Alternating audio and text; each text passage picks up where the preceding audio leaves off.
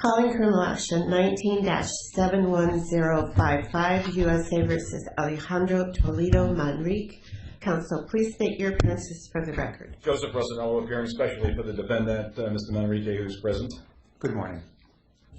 Elise LaPenzina, Christopher Smith, and Rebecca Hasiski for the government, Your Honor. Good morning. Good morning. We're here today for a detention hearing on the government's motion for detention. As you know, the Bail Reform Act is not applicable to extradition proceedings, and nor is any other federal statute.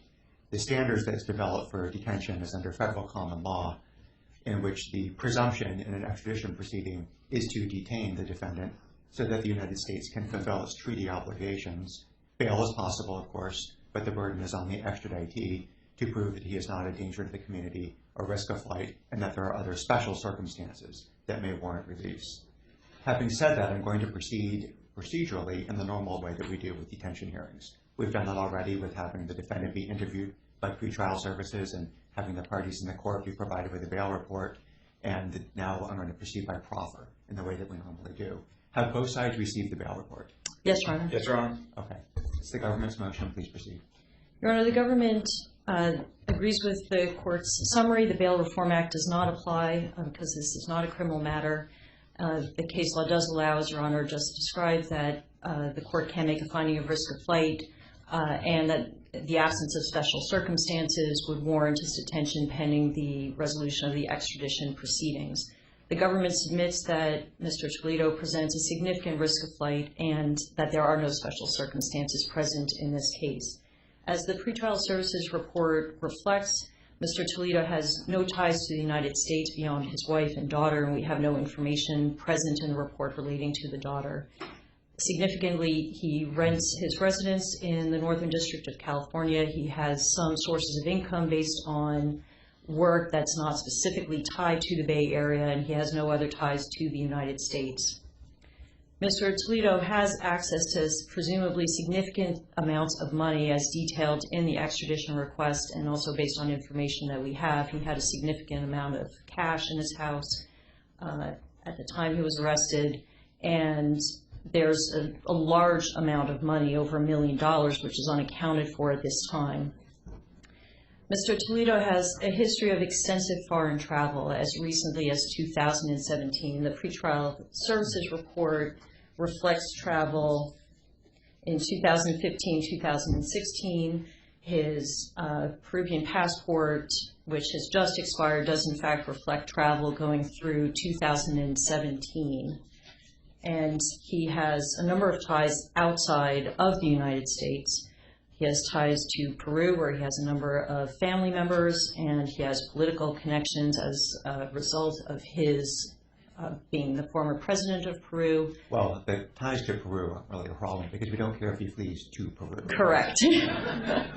But those ties in Peru may facilitate his travel to other countries, and most significantly may facilitate his travel to a country that does not have an extradition treaty to Peru. Notably, Israel is one such country, and he does have connections to Israel. His wife is a citizen of Israel and potentially also of another country, of Belgium. I'm not 100% sure of that. I'd have to clarify. He does, as a result of this request, he has known about this request. It's not coming out of the blue to him, but he does have a strong incentive to flee nevertheless. He has clearly not returned to Peru. He has attempted to renew his passport prior to its expiration as recently of June of 2019, indicating his desire to travel by needing a passport.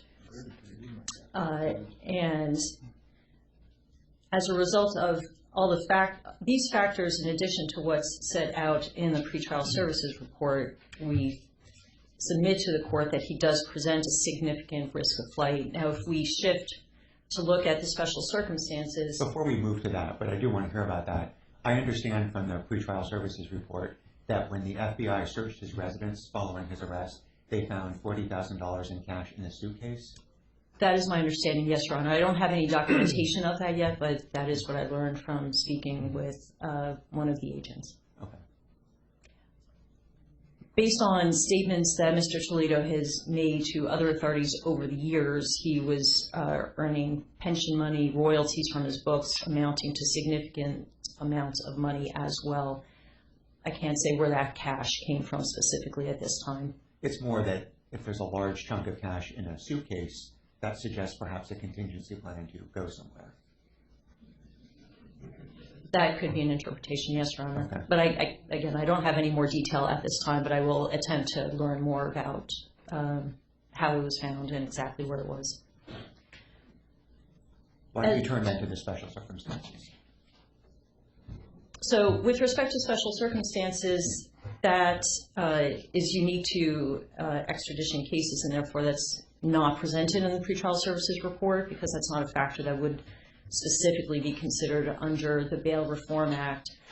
But as we set forth in our memo, which I appreciate was filed yesterday afternoon, and the court may not have had a chance to look at it yet, nor Mr. Russinello, but the factors that I would anticipate that Mr. Toledo may raise have been found not to be special circumstances in a very analogous case in Florida. So for example, his age of 74 years old, his health, his former position of being the president of Peru, living openly in our community while knowing that there was a warrant out for him, none of those have been deemed special circumstances by courts in the past. The government is not aware of any special circumstance in this case. It is, of course, his burden to present the evidence in this regard, and at this juncture, the government submits that there are none.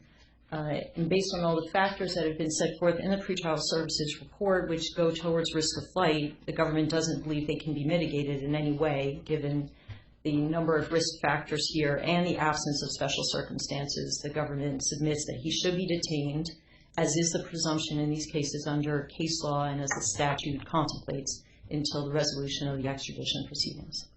Thank you. Mr. Russinello. Thank you very much, Your Honor, for the opportunity to make this presentation to you. As counsel has indicated, we have not seen whatever memorandum was filed yesterday, but it really is irrelevant, quite frankly, to the argument that I would make to you.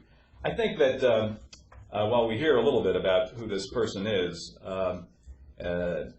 I think we learned from our experiences that in making any determination of what a person is likely to do, or the prospects, in this case, of flight or posing a significant risk, it's obviously it's the character of the person. It's that moral risk factor that's paramount.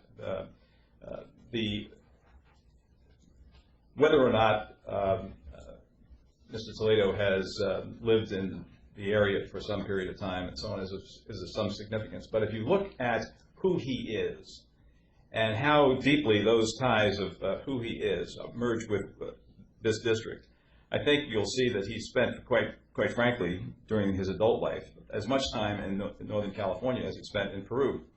He came to San Francisco for the first time as a soccer player on scholarship to USF, and he earned his education there in his degree in 1969 as a result of that. After getting that degree, he went to Stanford.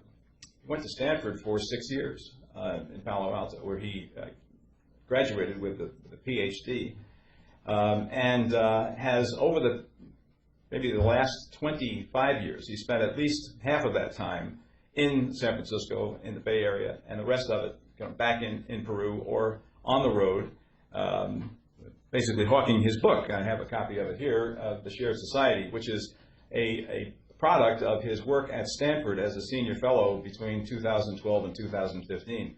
This is not something that was just sort of a comic book. This is something that was the product of his deep involvement in the economic activities of Peru in particular and South America in general, and his attempt through the political process, which he began getting involved in 1994, and through the time that he served as president of Peru in 2006, trying to better the condition of his people and his country.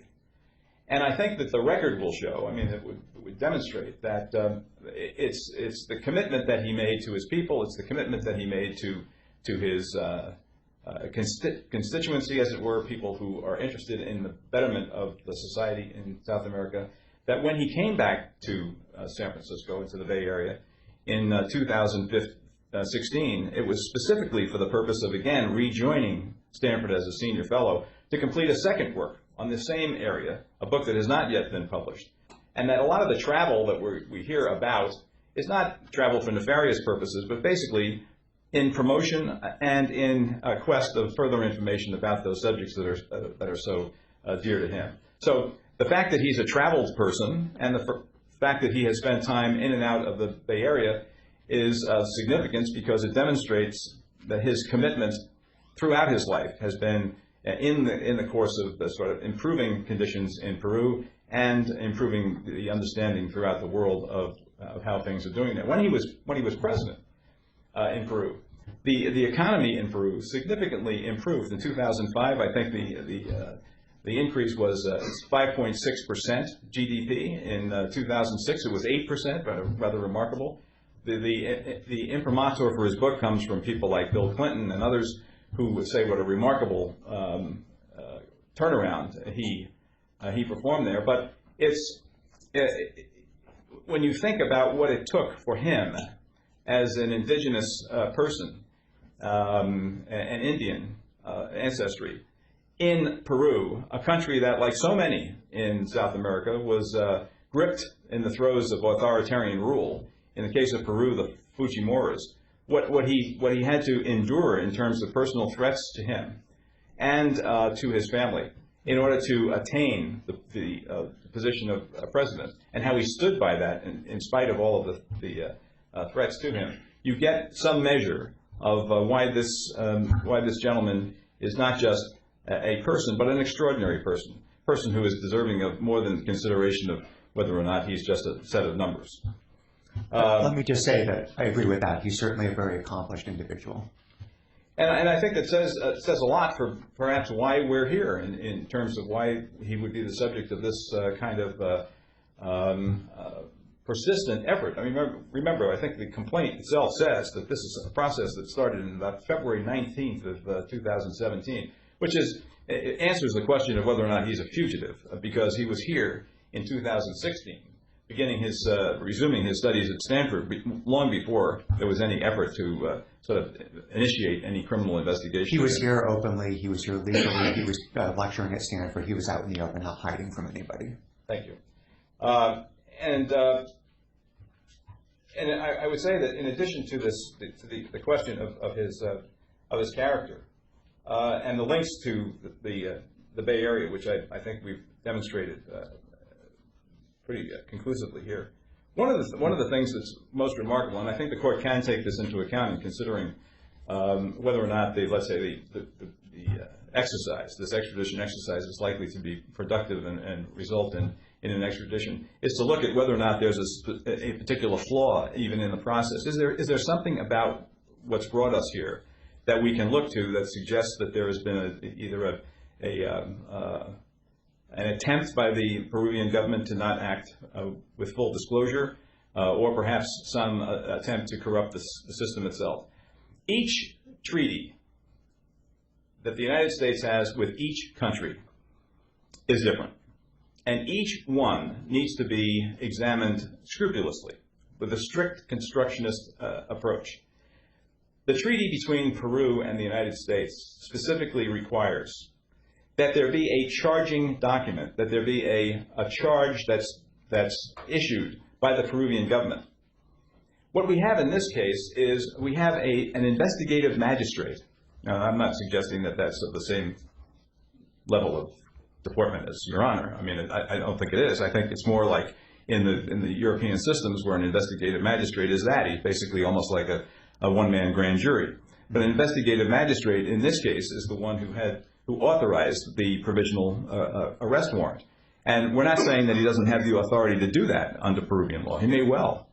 But for purposes of elevating that investigation to the level of a charged event, under Peruvian law, sections of, I think of their own laws, 354 and 355, require that there actually be something issued by a court of general jurisdiction, which was not done in this case. And because the treaty itself requires that there be such a document as the predicate for the extradition, it may be that this challenge on procedural grounds, not just on the substantive grounds, is well-founded. Mr. Toledo, through counsel in Peru, has been attempting at that level of the investigative magistrate to get more information, to get discovery that specifically addresses the credibility of the main complainants in this process, Maimon and Barata. And they have been rebuked at that level, primarily because the argument, this is an investigation. This is an ongoing investigation. It's not a case in court, and therefore, your request for discovery is premature. That pretext sort of cuts both ways. It may shield you from having to provide information to those lawyers about what's really gone on with these accusing persons. But by the same token, it debilitates you in your ability to sort of fashion an extraditable offense on the basis of what conclusions you may have reached. So it would be a shame if, because Mr. Toledo obviously thinks that the only place that he's going to get due process is courts of the United States, that the prejudice against him, as a person of Indian extraction, as well as because of his sort of hostility to the Fujimura regime, would deny him the ability to seek any justice or exact any justice in Peru. This is where he wants to fight the battle. And in doing that, I mean, there's a strong compulsion, obviously, for him to stay here and to test the viability of these accusations in our courts. So I think that as the pre-trial services report indicates, it is possible to fashion some mechanism for ensuring that he's able to confer with his counsel throughout what's likely to be an extended and difficult process, and at the same time ensure for this court that he will be here. And it goes without saying that obviously we're here because exceptions can be made to the general prohibition against release. And we're not trying to set any precedent here at all. This is a very unique case with a very unique defendant or extraditee. And I think the court would be well within its jurisdiction and sound discretion to fashion some mechanism that would ensure that he could assist counsel and at the same time remain out of custody. One issue that concerns me, as I raised with the government, is that after Mr. Toledo was arrested, the FBI searched his home, and they apparently found $40,000 in cash in a suitcase. It's possible that's where that guy keeps his cash. It's also possible he's got some contingency planning. He could toss some clothes in the suitcase and, make a run for it. Can you please speak to what significance there might be? Well, I think I could actually put on a witness who would be able to say that that's what they were living on. I mean, that money was kept by his wife, whose assets are separate from his, because in any attempt anywhere to sort of express that there is property someplace has resulted in the government running in and seizing it. I mean, that's why the report, as it comes out, if the court sees it, a report of all of his assets, all of the different properties that he's owned around the world, residences and so on, have all been seized. His pension has been taken. A pension that he earned as president, even that has been seized. Not even O.J. Simpson's pension was available for confiscation. But under Peruvian law, apparently this was. So I would submit to you that if, as a proffer, that if Eliane Akarp were sworn to testify, she is his wife, she would say that was her money for purposes of being able to sort of continue their living expense and to pay whatever attorney's fees arose from time to time that they were required to satisfy. Okay, thank you. May I respond, Your Honor? Yes, and can you please specifically address the issue of the charging document? The charging document, in terms of the issue raised by Mr. Rosanello, is whether or not it's validly issued, and that is a determination that the United States defers to the requesting authority. The government's position and understanding is that it was in fact lawfully issued, and that is something that will be borne out during the litigation in this case, presumably the nature of the charges and any other challenge to them. Contrary to what Mr. Rosanello is suggesting, Mr. Toledo will not have an opportunity to, for example, go to trial on these charges. This is an extradition request solely. It's not an adjudication of the underlying charges. It's a probable cause determination. So if he wants to seek justice here, he will obviously, to a limited extent, to determine whether or not the request submitted to the United States by Peru satisfies the requirements of our treaty with them. If I can comment a few things, I'll go with the last issue that Mr. Rosanello just raised with respect to the property. So the pretrial services report mentions that Ms. Toledo reported that she and her husband own a home in Peru that is paid in full, and estimated current market value is $1 million. So first of all, the government believes that in fact they have additional properties based on the request itself, details additional properties beyond just one home. And this report is completely contrary to what was just proffered to the court, in that they do still own property, both of them, free and clear, which perhaps has not been seized by the Peruvian government. The government submits that he seems to have access to a significant amount of money.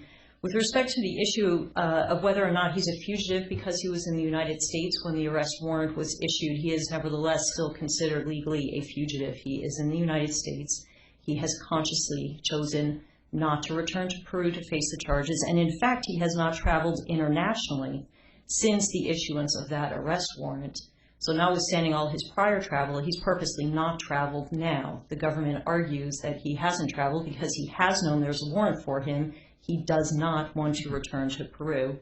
He has every incentive to leave America and go elsewhere where he is not going to be forced to return to Peru.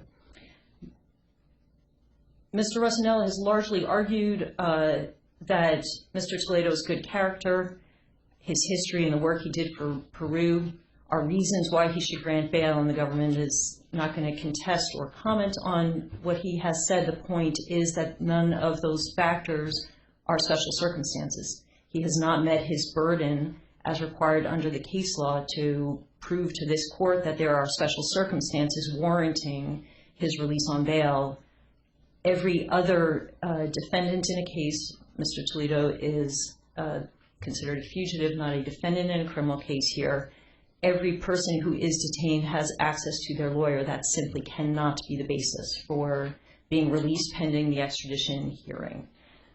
Given the presumption that he be detained and the risk of flight that he does present and the lack of special circumstances, again, the government submits that he should be detained. May I respond briefly? Yes, please. On the property in Peru. Because I became aware of this, I asked counsel in Washington, who's been working on this since 2017, to find out what the status of that was, and he informed me that it has been seized. Now, I think there's a Peruvian prosecutor in the courtroom, if I'm not mistaken. He would know. Put him under oath, and we'll find out. As to the travel.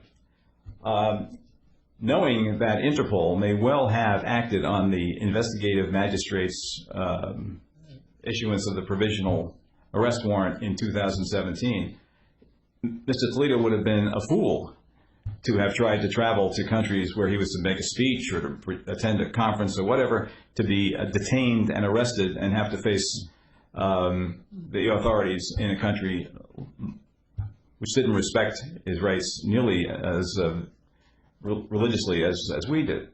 And as to the proceeding itself, I don't know if, and I'm going to call you Ms. Becker because that's the only way I'm going to remember who you are, whether the prosecutor remembers the cases of Suarez Mason or of William Quinn, who were two extradition cases, one involving Argentina, one involving England. It's easy to say these are very abbreviated processes, but it was the discovery in those cases that really not caused fits, but that took an incredible amount of time to work through. And in this case, the idea and notion that on the basis of what this Peruvian government says is what Maiman and Barada have told it, given how they have been totally discredited as a substantive presentation would demonstrate, is to suggest that this hope and expectation that there would be full due process accorded to him in the American courts would be a bit of a charade. And I don't think that's true. I think he has a right to and will get a full hearing on all of these accusations. And so I think that we're working here in the category of the exception. Are there circumstances that have been demonstrated to suggest that he will attend the hearings and proceedings, and that he will, with whatever conditions are imposed by the court, scrupulously respect those to ensure that he does nothing to jeopardize his ability to defend himself on the substantive issues? Thank you both. I'm ordering the defendant detained. He is the former president of Peru. In extradition proceedings, there is a presumption of detention so that the United States can fulfill its treaty obligations. Because of who this particular defendant is, these treaty obligations assume an outsized importance. If the defendant were to flee, this would be a diplomatically significant failure of the United States to live up to its obligations to Peru under the treaty. So this defendant is not just an alleged common criminal, but a political figure who it's important diplomatically for us to show that we've complied with our treaty obligations to Peru. In addition, I believe that Mr. Toledo is a flight risk. When the FBI searched his home following his arrest, they found $40,000 in cash in his suitcase. I understand the defense's proffer that this was the cash that belonged to his wife and it was for their living expenses. However, it does mean that he was mobile. It does mean that he could potentially have taken that suitcase and gone to travel. He is a well-traveled individual who has been to many countries around the world and has a lot of connections. And I think that there is a flight risk here. In addition, the defendant has not shown that there are any special circumstances that will warrant release. So based on all of the foregoing, I order the defendant to be detained, and I'll ask the government to prepare a draft order for my review. Yes, Your Honor. Thank you. I would also like to set a date for a case management conference. Before doing that, Your Honor, I'd ask the court to entertain a motion on my part to withdraw as per the counsel for Mr. Toledo. I've had this discussion briefly with the federal defender about this action, so he's fully aware of what's likely to occur. And so, Mr. Kalar, would you be substituting in? Yes, Your Honor. Good morning, Your Honor. Stephen Kalar from the Federal Defender's Office. Your Honor, I've had an opportunity to speak with Mr. Russinello, who was kind enough to alert me to this contingency. I've also met with Mr. Toledo, and my office would be delighted to take the case. I understand the government may have views as far as Mr. Toledo's assets. I'm invoking the 2014 Memorandum of Understanding. I'm handing a copy to the court and a copy to government counsel. As the court may know, I downloaded this from the court's webpage this morning. In 2014, there was a Memorandum of Understanding for just this situation.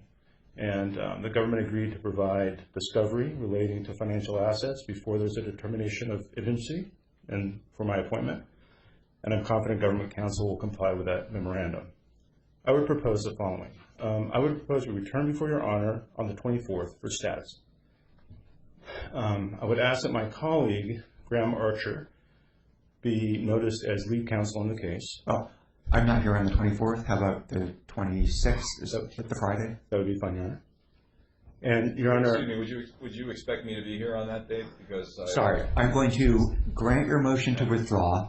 Mr. Russinello, you're withdrawn. Mr. Kalar, I am going to appoint your office. As to the question of whether the defendant should be required to put up money to pay for the public defender's office, I'm not going to rule on that today. I'm just being handed the MOU. I'm going to defer that decision until the next time we see each other. I appreciate that, Your Honor. I think that my colleague, Mr. Archer, would like an opportunity to meet with Mr. Toledo. Of course, I anticipate the court will be looking for a financial declaration. We'll be pleased to provide that. We will be looking for discovery from the government before we complete that declaration. I happen to be a member of the negotiations on that MOU in 2014. There was an understanding from the court that in cases such as this, it could take some time for the defense to review the discovery and submit the financial declaration. And I'm sure the court and government counsel will accommodate us on that request. I also think that Mr. Archer would like to review this court's decision today on detention. I was in court and I heard and respect Your Honor's decision, but of course that is subject to review. And Mr. Archer and I will meet with Mr. Toledo and discuss various options on that detention decision. So I would ask for provisional appointment until the 26th. Mr. Archer and I will be meeting with Mr. Toledo in the interim, and we will be meeting and conferring with government counsel as well. Okay. The provisional appointment is approved. I appreciate it. Thank you. I'm going to set this matter for a status hearing on July 26th at 10:30 a.m. Do you want to just discuss the further appointment, or should we get into more substantive issues of logistics and case schedule at that time? The former, please, Your Honor. Okay. Is that acceptable to the government? So just a status appointment of counsel and to set next dates for other discussions. Yes, please, Your Honor. Okay. Understood. That's fine. We'll come back here on July 26th at 10:30 a.m. to discuss the status of appointment of counsel and to set further dates. Thank you, Your Honor. I appreciate it. Is there anything else either side would like me to do this morning? Your Honor, I mean, there may be an issue because there is no discovery in this case. It's a formal request made by the country. So the material that we have is what we have. We'll provide it to Mr. Kalar, but we don't have access to anything beyond what we were given. So it's not a traditional criminal case where there's discovery of other bank records or some other access to records. I understand that. Why don't you meet and confer with the other side about what you're able to provide, and we can take that up at the next hearing. Thank you. Thank you, Your Honor. I appreciate it. All right. Thank you both. The defendants being admitted to custody.